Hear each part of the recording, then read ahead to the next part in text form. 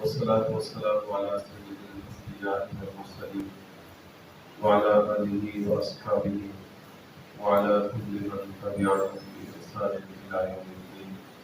أما بعد، أعوذ بالله من الشيطان الرجيم. بسم الله الرحمن الرحيم. ووصينا الإنسان بوالديه إحسانا. صدق الله مولانا العظيم. محترم سامعین کرام، سیرت کورس کے جو سلسلہ درس ہے عادت عبادت کیسے بنتی ہے، اس کا آج ہم 11واں سبق پڑھ رہے ہیں۔ آج کے سبق کا عنوان ہے والدین۔ انسان اس دنیا میں رہتا ہے تو اس کو ظاہر ہے کہ اس کا وجود اس دنیا پہ لانے کا سبب والدین ہے، اور والدین کے ساتھ اس کی زندگی کا ایک بہت بڑا حصہ گزرتا ہے۔ ان کے ساتھ رہنا ہے تو کیسے رہنا ہے؟ ہر انسان اگر اپنی مرضی سے، اپنی سمجھ سے، اپنی فکر سے، اپنی سوچ سے طریقے اختیار کرے گا تو وہ پھر ایک عادت رہے گی، عبادت بھی رہے گی۔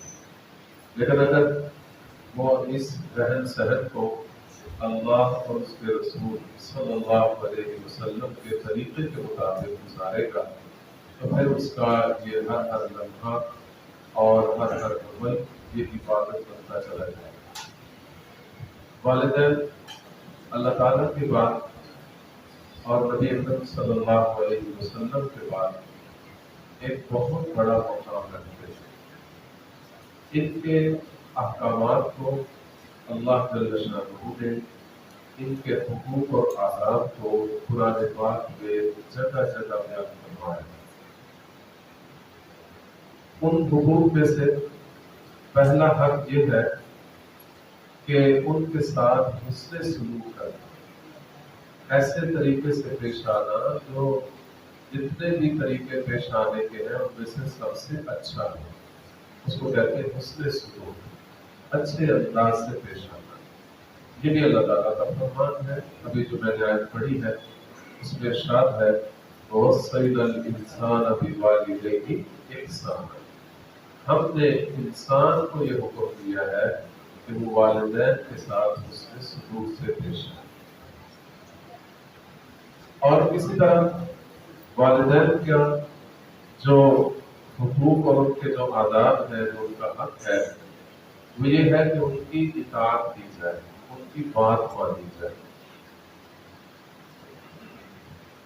اور ان کے بات کہاں کہاں ماننی ہے اس کی آگے مزید پوائنٹ ہے۔ مثلا ایک تو ان کے ساتھ خدمت بھی کرنی ہے، ان کو جسمانی خدمت کی ضرورت ہے تو جسمانی خدمت کرے، مالی خدمت کی ضرورت ہے مالی خدمت کرے، جو بھی ان کو کوئی چیز چاہیے اگر اولاد کے پاس وہ مہیا ہے تو وہ انہیں پیش کرے، یہ اولاد پر والدین کا حق ہوتا ہے۔ اسی طرح اگر کہیں سفر کرنا ہے، والدین سے دور جانا ہے، ان کی خدمت سے کچھ دیر کے لیے غائب رہنا ہے کسی کام کی غرض سے، چاہے دینی ہو یا دنیاوی ہو، حتیٰ کہ جہاد ہو یا تبلیغ ہو، کوئی بھی کام جو ان کی خدمت میں تخلف کا باعث بنتا ہے، کچھ دیر کے لیے آپ نے اس سے دور رہنا ہے تو اس میں ان کی اجازت دینا ضروری ہے۔ حدیث پاک میں آتا ہے کہ ایک آدمی یمن سے تشریف لائے جہاد میں شرکت کرنے کے لیے۔ نبی اکرم صلی اللہ علیہ وسلم نے پوچھا کہ کیا یمن میں آپ کا کوئی اور بھی رشتہ دار ہے؟ انہوں نے کہا کہ ہاں ابا، میرے والدین ابھی زندہ ہیں، وہ یمن میں موجود ہیں۔ تو نبی اکرم صلی اللہ علیہ وسلم نے سوال کیا کہ کیا ان دونوں نے آپ کو یہاں آنے کی اجازت دی ہے؟ اس نے کہا کہ نہیں، اجازت تو نہیں دی، میں بغیر پوچھے آ گیا۔ تو نبی اکرم صلی اللہ علیہ وسلم نے ارشاد فرمایا کہ ارجع الیہما، یہیں سے واپس چلے جاؤ والدین کے پاس اور وہ ان سے اجازت مانگو اگر وہ آپ کو اجازت دے دے تو ہے جہاد میں شریک ہونا، ورنہ وہیں رہ کر ان کے ساتھ حسن سلوک کرنا۔ تو یہ جہاد کا موقع ہے، جہاد بھی کوئی چھوٹا سا نہیں، نبی اکرم صلی اللہ علیہ وسلم کے دور کا جہاد ہے، اور حضور اکرم صلی اللہ علیہ وسلم کی معیت میں جہاد کرنے جا رہے ہیں۔ لیکن وہاں بھی یہ شرط لگا دی کہ نہیں، والدین کی اجازت ہوگی تو جا سکتے ہو، اجازت نہیں تو آپ نہیں جا سکتے۔ تو آپ اندازہ لگائیں، جب اتنے بڑے نیکی کے کام کے لیے اجازت کی ضرورت ہے تو باقی جو کام ہے جو دنیاوی حیثیت رکھتے ہیں ان کے لیے تو بطریق اولا اجازت کی ضرورت ہے۔ تو ان کی اجازت کے بغیر سفر بھی نہیں کرنا چاہیے، پہلے ان کو راضی کرے، اجازت دے، پھر آگے ان کے اجازت لے کر سفر کر سکتے ہیں۔ پھر ان سے بات کرنے کا طریقہ کیسا ہونا چاہیے؟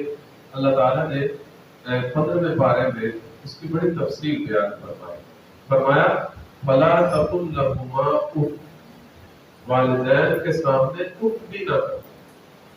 یعنی اگر وہ تمہارا نقصان کر دیتے ہیں، تمہاری امیدوں پر پانی پھیر دیتے ہیں، تمہاری خواہشات کو پورا کرنے سے روک دیتے ہیں، تمہاری کسی تمنا کو پورا کرنے میں رکاوٹ بنتے ہیں، تو ان کے سامنے اف بھی نہیں کہنا۔ یہ لفظ اف جو ہے یہ ہر اس بات پر یہ اس کا صادق آتا ہے کہ جو بات والدین کو تکلیف ہو، چاہے وہ اف کا لفظ ہے یا کوئی اپنی زبان کا کوئی لفظ ہو، جس سے آدمی جیسے عام طور پر آج کل کی نسل کہتی ہے کہ ابا جی آپ کو تو پتہ ہی نہیں، آپ کو تو ماحول کا پتہ ہی نہیں، آپ کو کیا پتا باہر کیا ہوتا ہے۔ یہ بات بھی والدین کو تکلیف دیتی ہے۔ جو بات بھی والدین کو تکلیف دیتی ہے وہ اف کے اندر شامل ہے، اتنا کہنے کی بھی اجازت ہے، خاموشی اختیار کر۔ اور پھر فرمایا وَلَا تَنْهَرْهُمَا، والدین کو جھڑکنا نہیں۔ اگر کوئی وہ بات کہہ رہے ہیں، کسی بات پہ اصرار کر رہے ہیں تو ان کے سامنے اونچی بولنا، ان کو جھڑک دینا۔ اللہ تعالیٰ نے ارشاد میں فرمایا کہ وَلَا تَنْهَرْهُمَا، ان کو جھڑکنے کی بھی اجازت ہے۔ اور پھر فرمایا وَقُلْ لَهُمَا قَوْلًا كَرِيمًا، انتہائی نرم انداز سے بات کریں۔ تو نرمی سے بات کرنا یہ والدین کا حق ہے۔ ان کے ساتھ اسی طرح نرمی سے ہی ہمیشہ، چاہے جتنا بھی غصہ آ رہا ہے، کتنی ہی تکلیف ہو رہی ہے، کتنا ہی نقصان ہو رہا ہے، والدین کے سامنے زبان درازی کرنے کی اجازت دے۔ اسی طرح اللہ تعالیٰ نے پھر یہیں پر بس نہیں کی، فرمایا کہ ان کے سامنے عاجز ہو کر رہا کرو، وَاخْفِضْ لَهُمَا جَنَاحَ الذُّلِّ مِنَ الرَّحْمَةِ، کہ مہربانی کرتے ہوئے، رحمت کرتے ہوئے ان کے سامنے کندھے بھی جھکا کر کھڑے ہو، یعنی اکڑ کر کھڑے بھی نہیں ہونا، بات کرنا تو دور کی بات ہے، ایسا انداز بھی نہیں اپنانا کہ تمہارے کھڑے ہونے سے، تمہارے بولنے سے، تمہارے لب و لہجے سے ان کو تکلیف۔ یہ اللہ تعالیٰ فرما رہے ہیں جس نے یہ والدین کا اشتہا انسان کو عطا فرمایا ہے۔ اسی طرح والدین کو گالی دینا یا ان کی گالی کا سبب بننا یہ بھی بہت بڑا گناہ ہے۔ نبی اکرم صلی اللہ علیہ وسلم کا فرمان ہے کہ من اکبر الکبائر ان یلعن الرجل والدیہ، کہ بڑے بڑے گناہوں میں سے سب سے بڑا گناہ، جیسے کہ شرک بہت بڑا گناہ ہے، کفر بہت بڑا گناہ ہے، اسی طرح بڑے گناہوں میں سے ایک بہت بڑا گناہ یہ بھی ہے کہ بندہ اپنے والدین پر لعنت ڈالتا ہے۔ صحابہ کرام کا دور تھا اور صحابہ کرام کے دور میں تو یہ سوچا بھی نہیں جا سکتا تھا کہ ایک بندہ اپنے والدین کے ساتھ اس طرح پیش آئے گا۔ تو انہوں نے فوراً سوال کیا کہ یا رسول اللہ یہ کیسے ممکن ہے کہ کیف یلعن الرجل والدیہ، یہ کیسے ہو سکتا ہے کہ ایک آدمی اپنے والدین پر لعن طعن کرے، ان کو گالی دے، یہ کیسے ہو سکتا ہے؟ تو رسول اللہ صلی اللہ علیہ وسلم نے ایک ممکن صورت بتائی، فرمایا اس کی صورت یہ ہے کہ یسب ابا الرجل فیسب اباہ، کہ ایک بندہ کسی اور کے بندے کے والد کو گالی دیتا ہے تو وہ جواب میں، جیسا کہ عام رواج ہے، جیسے تو بات کرتا ہے اسی طرح کا جواب ملتا ہے، تو وہ جس کے باپ کو گالی دی ہے اس نے اس گالی دینے والے کے باپ کو گالی دی، تو یہ لکھا جائے گا کہ اس نے خود اپنے والدین کو گالی دی۔ یعنی اپنے والدین کی گالی کا سبب بننا بھی حرام ہے، اور یہ بھی بہت بڑا کبیرہ ہے۔ اس لیے نہ والدین کے سامنے کوئی ایسا لفظ بولے، نہ ان کی گالی کا سبب بنے۔ اسی طرح حسن سلوک کے اندر کس کو سب سے مقدم کرنا ہے؟ حسن سلوک تو والدین سے ہر ایک سے کرنا ہے، والدہ سے بھی، والد سے بھی۔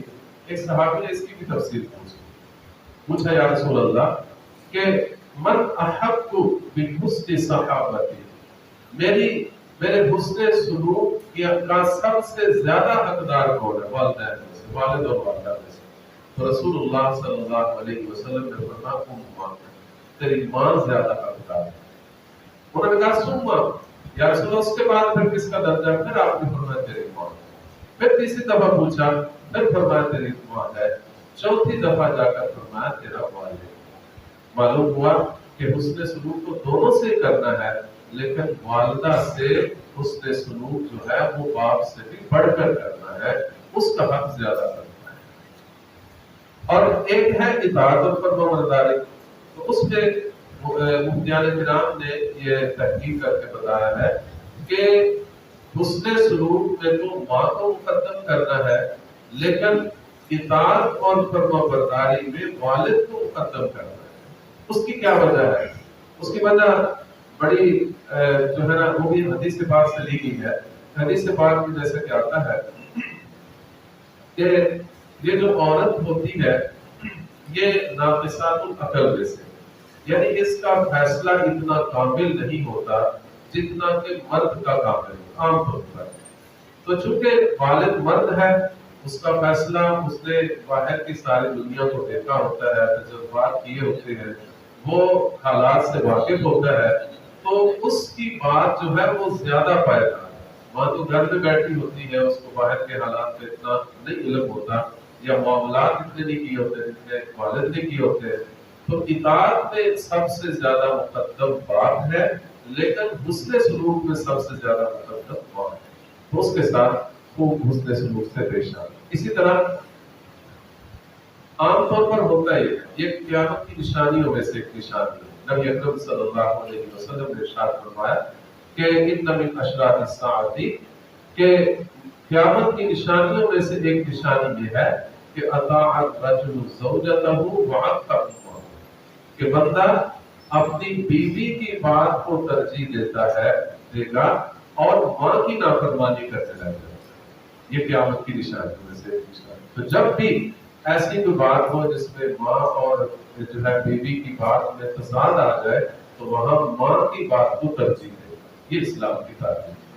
اسی طرح اگر دوستوں کی بات آ جائے تو وہ دوسری طرف والد سمجھا رہے ہیں کہ ایسا نہ کرو، دوست کہہ رہے ہیں ایسا کرو، تو وہاں کس کی بات ماننی ہے؟ وہاں والد کی بات کو ترجیح دے گا۔ ورنہ یہ قیامت کی نشانیوں میں سے ان برے لوگوں میں سے ایک آدمی برا شمار ہوگا جو قیامت کے قریب ایسا کرے۔ اسی طرح والدین اگر وفات پا جائے تو ان کے متعلقین کے ساتھ حسن سلوک کریں، یعنی ان کے جو دوست ہیں، ان کے جو رشتہ دار ہیں، ان کے جو قریبی ہیں، ان کے ساتھ بھی اچھے طریقے سے پیش آنا، اور پھر ان کے لیے دعا کرنا، رب ارحمہما کما ربیانی صغیرا، اے میرے رب میرے والدین پر ایسے رحم فرما جیسے انہوں نے مجھے بچپن میں رحم کر کے پالا۔ اسی طرح والدین نے اگر کوئی وعدہ لیا ہوا ہے یا کوئی وصیت کی ہوئی ہے تو اس کا بھی یہ حق بنتا ہے کہ آدمی وہ وصیت پوری کرے۔ یہ نہیں کہ والدین اب وفات پا گئے ہیں، وہ وعدہ جو ہے وہ پامال کر دیا جائے، وہ وصیت پامال کر دی جائے۔ نہیں، والدین کے ساتھ حسن سلوک میں سے یہ حق ہے کہ ان سے کیے ہوئے وعدے بھی پورے کیے جائیں اور ان کی جو کی ہوئی وصیتیں ہیں وہ بھی پوری کی جائیں۔ والدین کی اطاعت بہت ضروری ہے، لیکن اس کی بھی ایک حد ہے۔ نبی اکرم صلی اللہ علیہ وسلم نے ارشاد فرمایا لا طاعۃ لمخلوق فی معصیۃ الخالق، کہ کوئی ایسی اطاعت جائز نہیں جو کسی مخلوق کی ایسی اطاعت کی جائے جو اللہ کی نافرمانی کرے۔ اللہ کی نافرمانی جہاں آ جائے وہاں پر کسی کی بات نہیں مانتی۔ قرآن پاک میں ارشاد فرمایا وَإِن جَاهَدَاكَ عَلَىٰ أَن تُشْرِكَ بِي، اگر تیرے والدین اس بات پر تجھے مجبور کرے کہ تو میرے ساتھ شرک کرے تو پھر فَلَا تُطِعْهُمَا، پھر ان کی بات نہیں۔ یعنی اللہ کے ساتھ شرک کرنے والی بات نہیں ماننی، شریعت کے خلاف کسی حکم کی بات نہیں ماننی۔ مثلا والدین کہتے ہیں داڑھی کٹوا لو، والدین کہتے ہیں نماز نہ پڑھا کرو، والدین کہتے ہیں کہ تم جو ہے فلاں دین کا جو کام کر رہے ہیں یہ نہ کیا کرو۔ جب بھی اللہ کی نافرمانی کی وہ بات کہے تو پھر والدین کی بات نہیں ماننی۔ ہاں جب تک اللہ کی نافرمانی نہ ہو تو پھر سارے معاملات میں اللہ تعالیٰ کا فرمان ہے کہ وَصَاحِبْهُمَا فِي الدُّنْيَا مَعْرُوفًا، کہ ان کے ساتھ دنیا میں بہت ہی دستور اور اچھے طریقے سے زندگی گزار۔